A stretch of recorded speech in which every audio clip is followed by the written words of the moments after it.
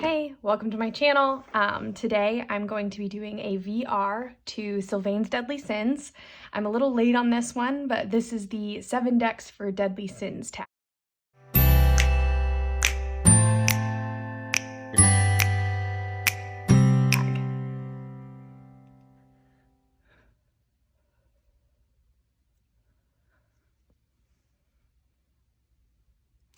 Okay, so to start, I'm going to move some of these out of the way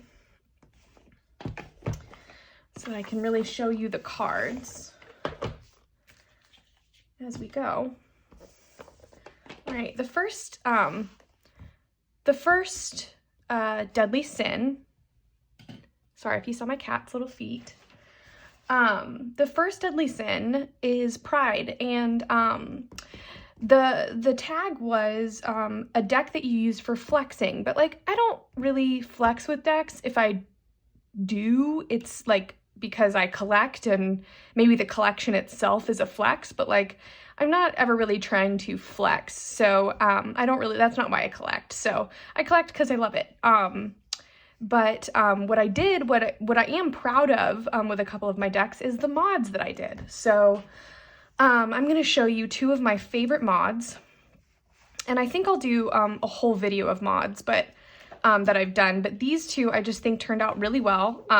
This is the Stella's Tarot, and if you've seen it complete, intact, then you've seen it with very large borders that I really they had like a little design on them.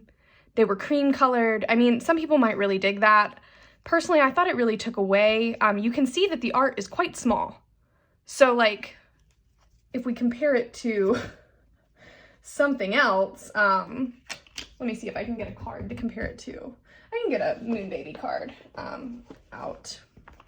So if we compare it to kind of a regular tarot size card, you can imagine if there were borders around this. It's like a huge border, man. Like I'm not into it. You know, the art is small, and that's okay. I like my little mini deck. I don't mind the size of the art. I actually think it's really adorable, and it's one of my favorite mods now because I think it's so stinking cute. So anyway, I just chopped off all the borders. I chopped off all the titles.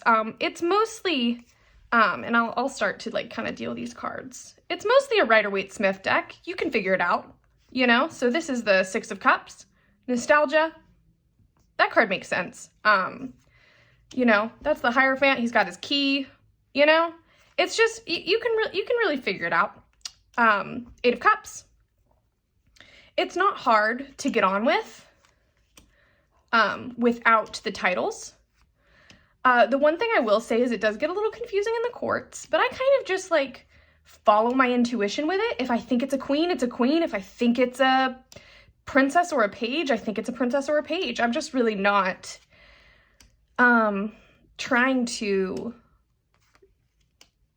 confuse myself with it, you know, like the Empress. I mean, it's just there's intuitive hits here that I don't feel I need the titles. But like, if you were unfamiliar with this deck, do you think this is a queen or a princess?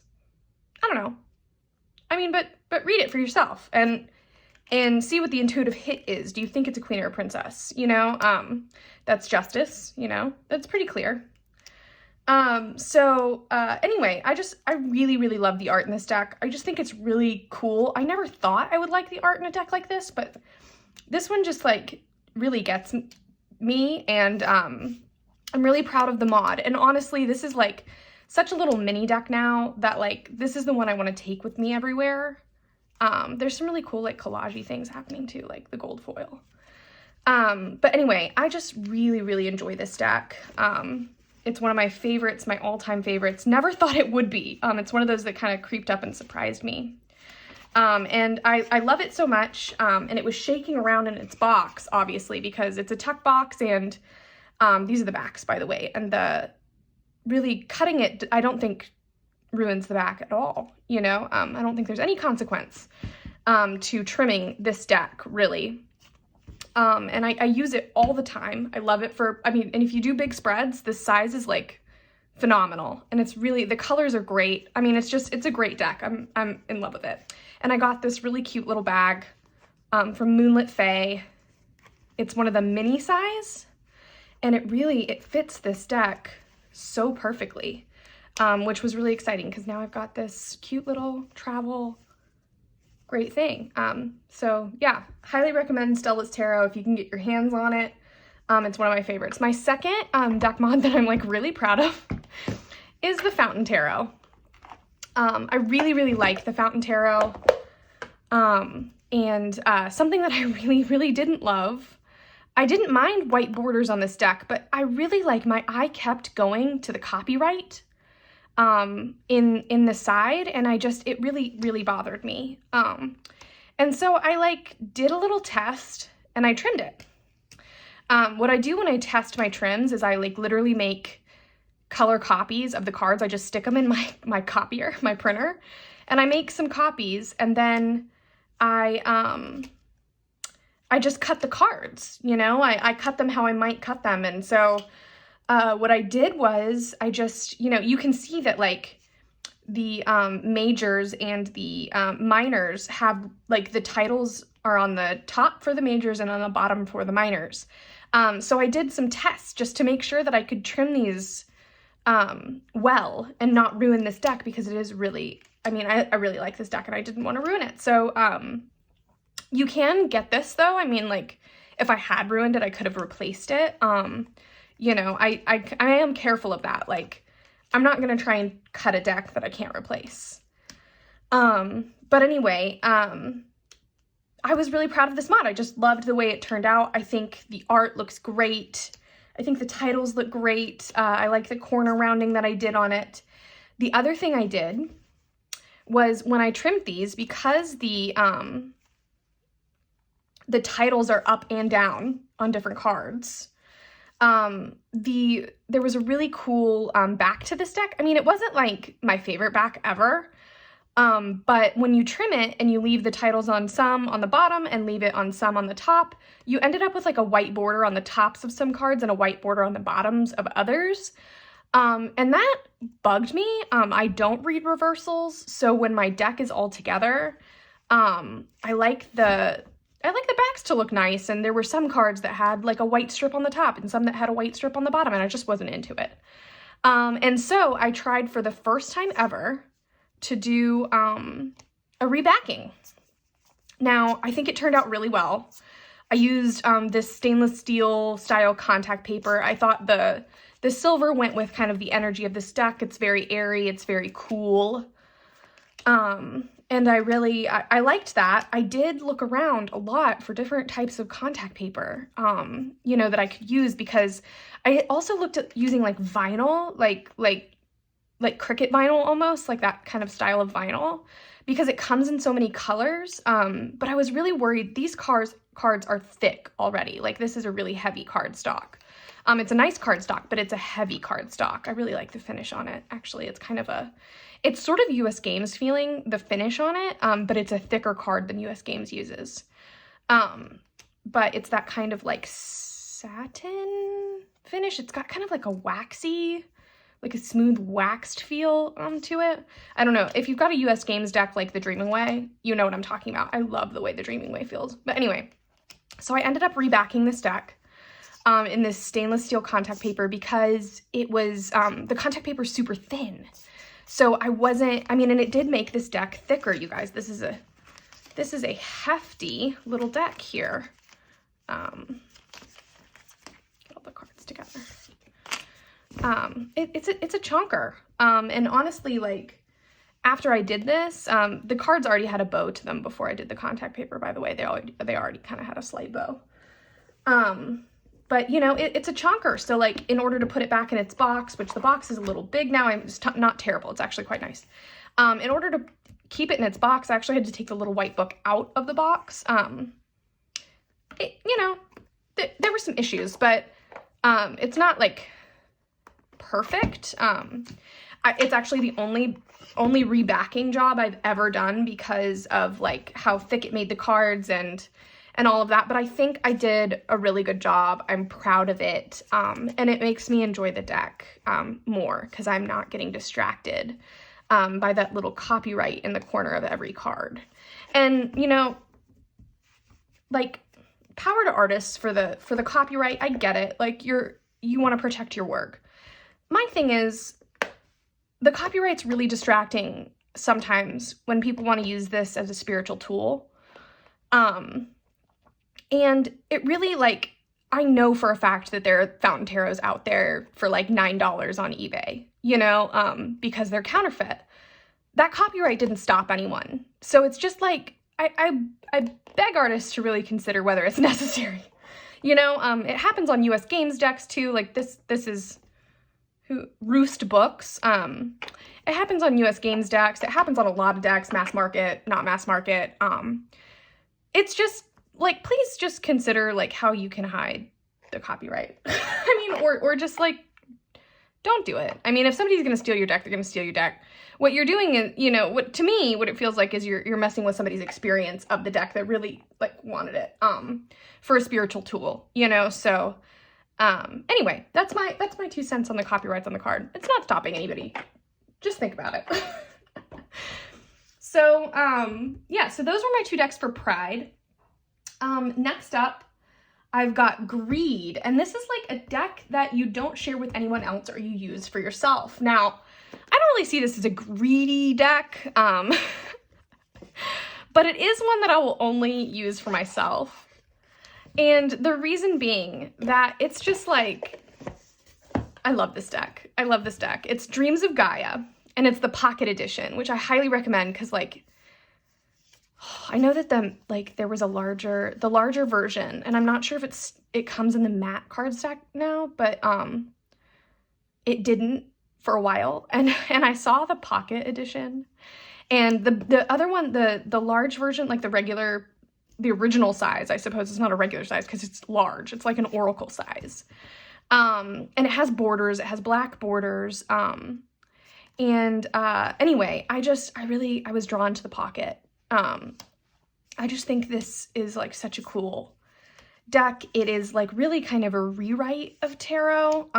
Lots of people call it a taroracle, because it really has a different take. It has a different perspective. She really like took the time to like think about what does a modern interpretation of a fool's journey look like, and explore these elements and you know, the numerological associations of the minors.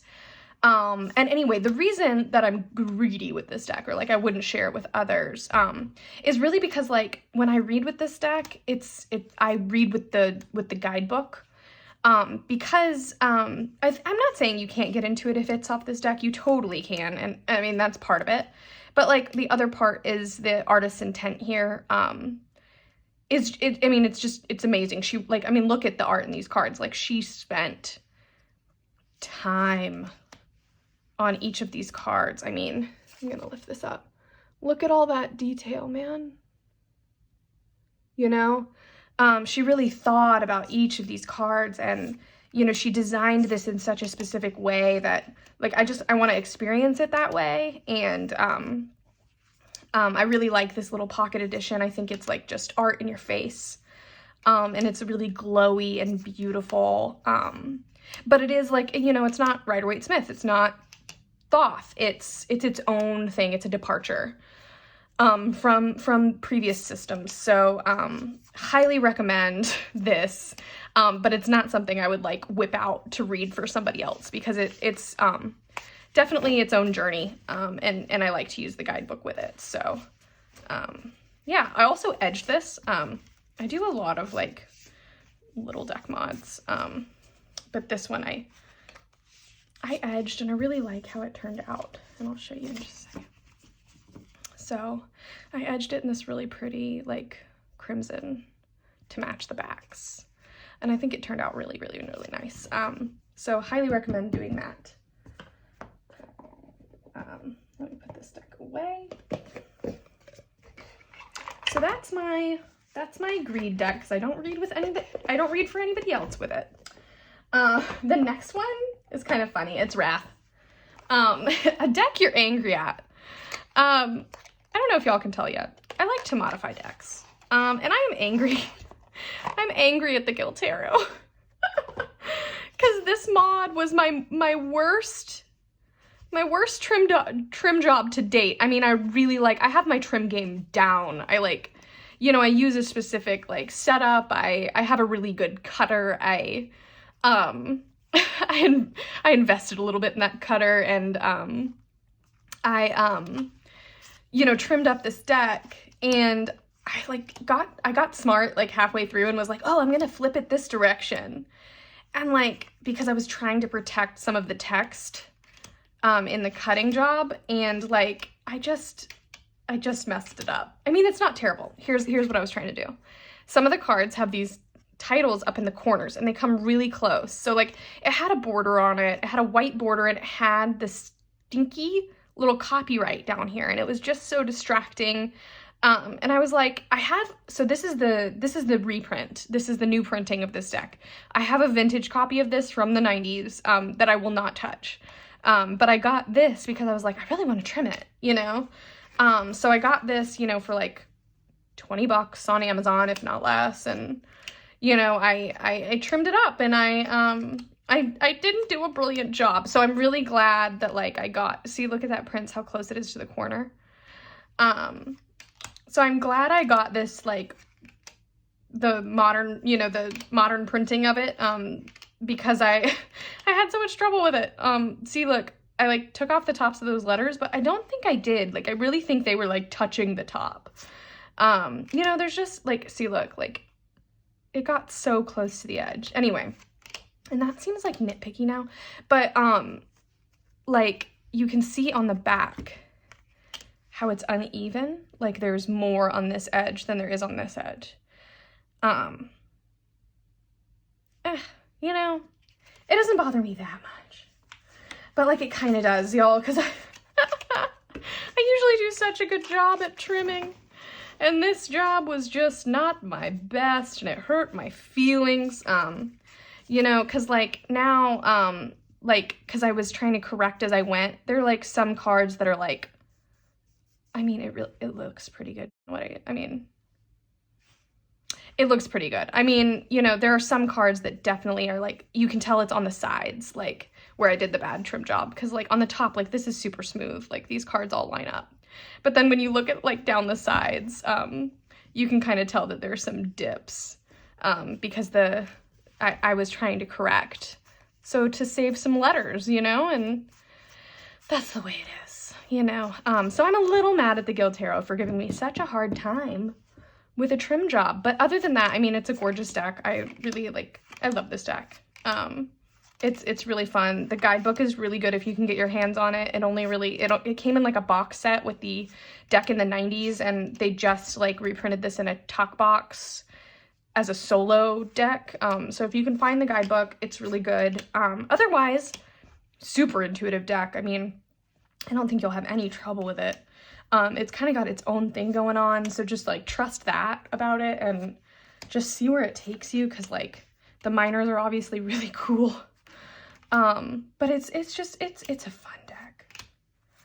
You know, some people don't like this art style, but like there's some really winner cards in here. I mean, like look at that death card. That's gorgeous.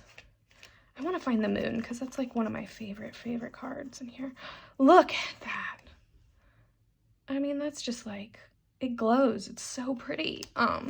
So anyway, highly recommend this deck. If you want to trim it, Simon at the Hermit's Cave had a video on trimming it that I watched before I trimmed it, where he kind of like gave the warning about the prince and princess cards where the title kind of creeps to the edge and to watch out for those. And I really thought I was being wise watching out for those, but I still messed it up. So you know, some days I think about getting this deck again and trying again on the trim job, but you know, then I just think, you know, live with your trim.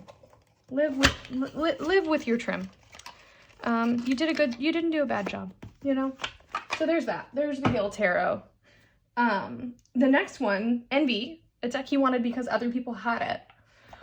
All right, I was late to the game on Moon Baby. And I reached out on Etsy to the creator and was like, can I please get this deck?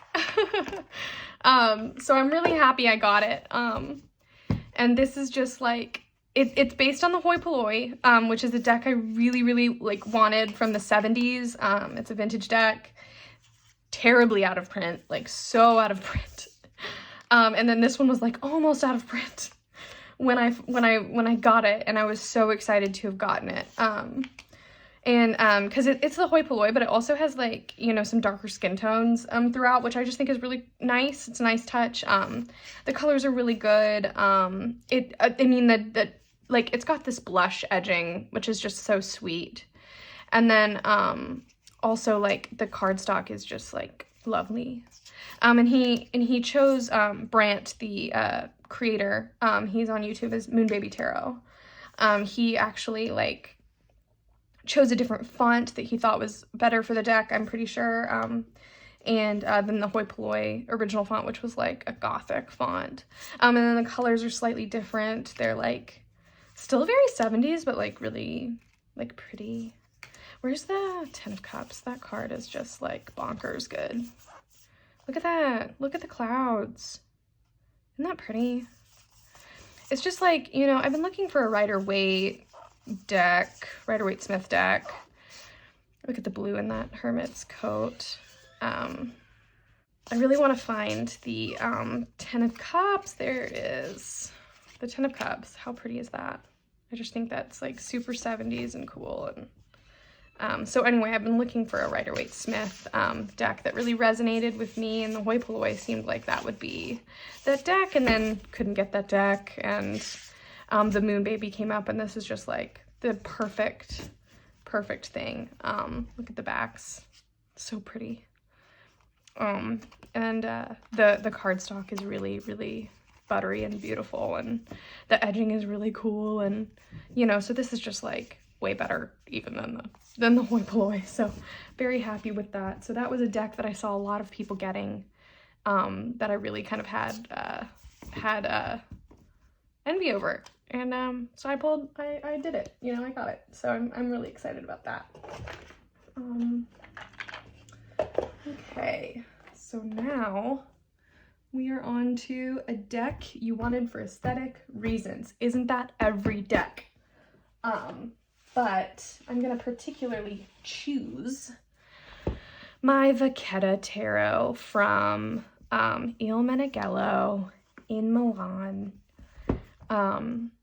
This is my favorite Illmenegalo deck that I've seen. I really want the Etruria, the Minciotti Etruria, but this as like a true tarot, this is the one I would recommend. Like if you're looking for a historic deck from Illmenegalo, you're like, I really want to get one. Which one should I get? This is the one. It's so pretty. I just really, you know, if we're talking about decks you get for aesthetic reasons, the colors, the artwork, the quality of the paper. I mean, it's just so beautiful. I just like, I don't really read with it a lot. I don't really read like Marseille style decks, historical decks. But I just kind of gaze at it. It makes me happy. I have read with it, but I'm still working on like my pip reading. So anyway, look at this. Look at that devil. Oh my gosh. He's so funny. But this card is the reason I bought this deck. I mean, how pretty is she? I love that star card. Oh, gorgeous, gorgeous, gorgeous. So this one I would highly recommend. It's a great aesthetic deck. Look, I guess I put it in order. I just realized that as I was doing this. I guess I put it in order. Oh, you know what I did? I put it in order because Simon at the Hermit's Cave noticed that a couple of his Illmenegalo decks were like missing a card or had an extra card, and that like freaked me out. So I like pulled out my Illmenegalo decks. I only have a couple, and I only have this in La Corte dei Tarocchi. But anyway, I pulled it out and I was counting my cards to make sure I had everything. I love that card too. King of Pentacles. I just love him. I love him, love him. So the quartz in here are really beautiful. Highly recommend, as an aesthetic deck, as just an aesthetic experience of a historical deck. I mean, you can't beat it. I mean, it's just really, it's cool. The paper quality is like, can you hear that? I'm gonna shuffle it a little bit. Can you hear that? I mean, it's just luscious. So, highly recommend that. It's one of my absolute favorites in my collection, for aesthetic reasons, and historical reasons. Gluttony, a deck you really didn't need, but you purchased anyway. Okay, you guys. This is funny. You're gonna laugh at me. I think you're gonna laugh at me. So I started to see Yas's decks. If you can see, that's her name. I started to see these around in the tarot world, and I loved it. I just really, really loved it. And I kept seeing the edition right before this, and that's like the long skinny kind of version with the there's like two titles on it. I think the numbers are on top, and then the title is on the bottom, or however you want to say that. But anyway, it was a different color palette, and I really, really loved it. And I was like, I want one of her decks, but they sell out so quickly, and like she doesn't reprint in the way that a lot of people do, where it's just like a second printing of the same deck. She changes the color palette, she changes the sizes, she makes changes, which is really cool, because then the editions are all different.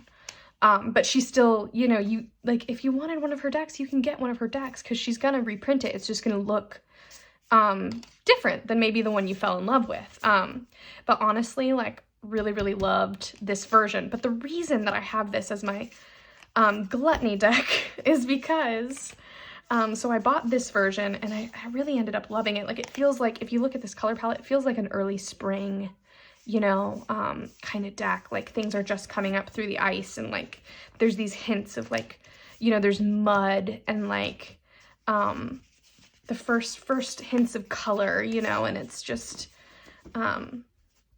anyway, I just think it's really, really beautiful. So I really love what she did with this one. But then she came out with another edition, the Illmenegalo 6, which was the back to that kind of long and skinny. And I was like, oh, I really want that form factor, and it kind of, I don't think the color palette is exactly like it was for maybe the 3rd or 4th edition. I can't remember what edition I really liked that was this form factor. But anyway, this form factor came back, and I was like, oh, I need to get it, so definitely didn't need it. Already had her deck. But I bought it because I love it, and I really, it's just really, really pretty, and nice to work with. And I have to say, her cardstock is so great. I really like, it's flexy, and like, watch this shuffle, like, oh, it's great. It's great. I love it. So anyway, the aesthetic experience of these decks, the tactile experience of these decks, really phenomenal. The backs are gorgeous. So anyway, bought Illmenegalo 6 in the medium size. I didn't stop there, you guys. When that came out, it also came out in a jumbo. It came out in a jumbo size. And I was like, I had the medium in my cart, and I was like, I knew these were gonna sell out so quickly, like this edition of the deck. I just knew it was gonna sell out so quickly. And I was like, oh my gosh, this jumbo, look at it. I mean, how cool is that? I just like, I couldn't decide what size I wanted, and so I got both. So now I have, at this point, 3 versions. Look at that, Emperor. 3 versions of this deck. But I really love it. I mean, I don't regret it. I really don't. I mean, how cool is this size? I mean, it's massive and gorgeous. And it's like having a piece of art. I really like it. You know, I love when decks come out in different sizes. Like, I love a good mid-size, but you know, I love a good mini. And I really like a good jumbo. So I got that one too. Look at the backs. Gorgeous. Gorgeous, gorgeous. But y'all, I didn't stop there. I got the mini. This was like $19. And I just thought, I was like, I had these two in my cart and I was like gonna do it. And then I was like, okay, if this came out in a mini, and like, y'all, I was like, oh my gosh, it's a mini. And I guess I really had no perspective of like how mini this is. Y'all, this is a joke. It's not even in the same cardstock. I mean, it's kind of, I really think it is a joke, to do it this small. It's kind of hysterical. And like, I don't mean joke in a bad way. I like literally think it's so funny. And it really was not terribly expensive, you know. She prints independently, like it really wasn't expensive. You can see it's in order. Cause like, how do you even use this, you guys? It's so tiny. But I just think it's so funny. I mean, look at how little this is. But like, I guess if you want to do like a massive spread, ooh, this would be great for like a year ahead. You know, or something like that, like a huge spread. But anyway, I just thought it was, I really didn't realize how many it was going to be, but it was like not a terrible price. I already had these other two things in my cart and I was like, you know what, I'm just going to get the whole, I'm just going to go for it. And I went for it. And, you know, no regrets. But this is definitely like my biggest like tarot collecting gluttony moment, because I got all three sizes when I already had this one. Oh goodness. It kind of cracks me up. But anyway, that is the Yonasi Yaos 5th and 6th editions. So this is the tiny, it says Yonasi Yaos 6, little is what it's called. Then there was the Yonasi Yaos 6 Jumbo, which highly recommend the Jumbo. It's just so cool. And then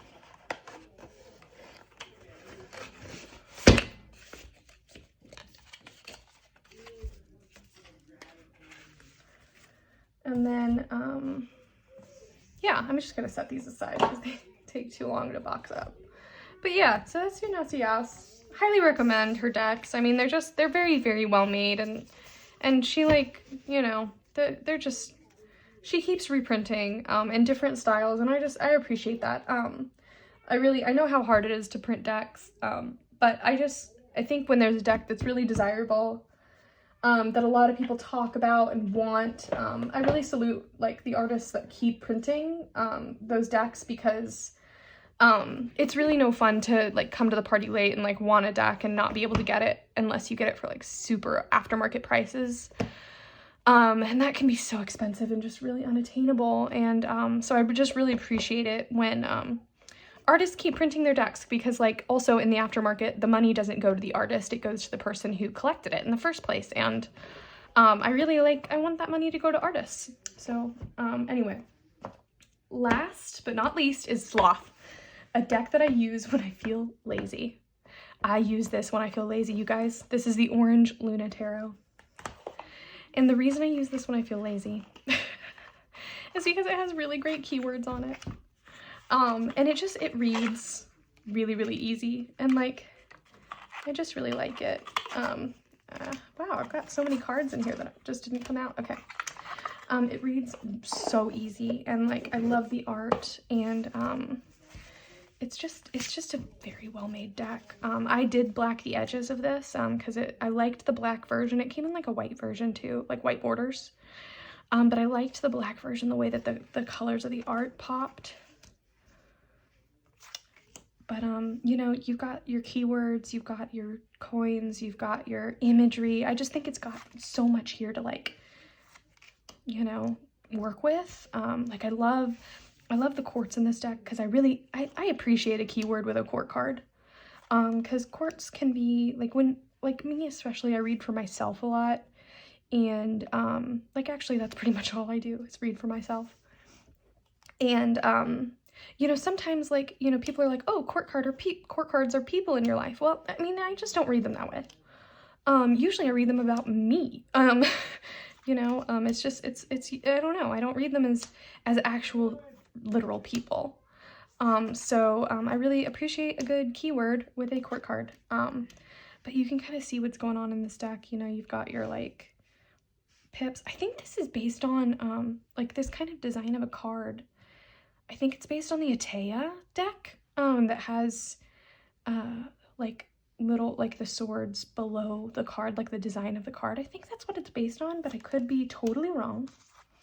But, the death card doesn't have a title. But, you know, and the death card actually doesn't have a keyword, you know? Oh, actually, but the majors don't have keywords, so that makes sense. But anyway, all of the minors have keywords. I just really appreciate them.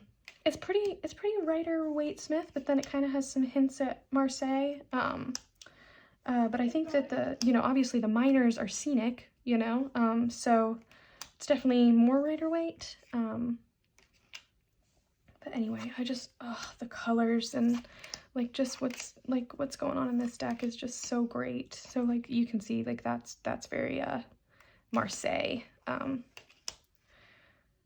anyway, just really enjoy this deck. It's a lazy deck for me. I just can whip it out and enjoy it. I like to pair it with the Oracle of the Radiant Sun. I think the colors really pick up on each other, and they're kind of both, like, historic feeling. So I like that a lot. But anyway, if you can get your hands on this deck, I think you can still get it from the creators. You just kind of have to, like, reach out or whatever, especially if you're in the United States. You